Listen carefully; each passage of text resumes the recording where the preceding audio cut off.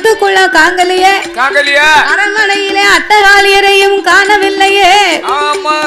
நம்ம குழந்தைகளுக்கு என்னாச்சோ தெரியலையே அப்படின்னு 2 பேரும் ஆடி படம் எடுத்து வருகிறார்கள்.